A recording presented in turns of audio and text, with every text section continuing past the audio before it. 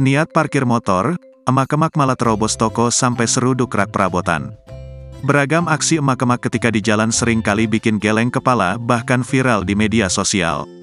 Mulai dari bepergian terkadang tidak pakai helm sampai sembarang belok ke kiri atau ke kanan dengan tidak memperhatikan lampu sein.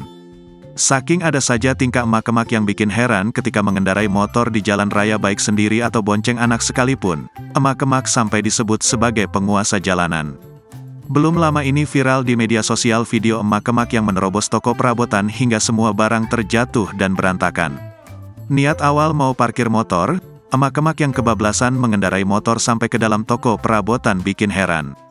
Tak hanya pengunjung di sekitar toko yang terheran-heran, netizen yang melihat video tersebut pun ikut heran.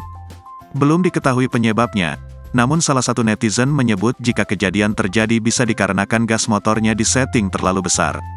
Terlihat dalam video tersebut, pengunjung yang melihat kejadian tersebut di depan toko seketika bingung karena melihat ibu-ibu tersebut tidak berhenti padahal motor yang dikendarainya sudah pelan dan tidak ngebut.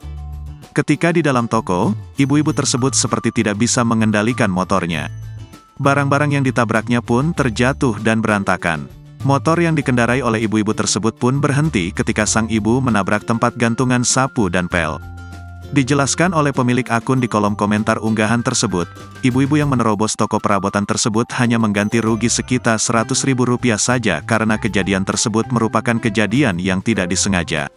Sikap pemilik toko yang tidak minta ganti rugi pun bikin netizen salut dan mendoakan agar rezeki sang pemilik toko dilancarkan.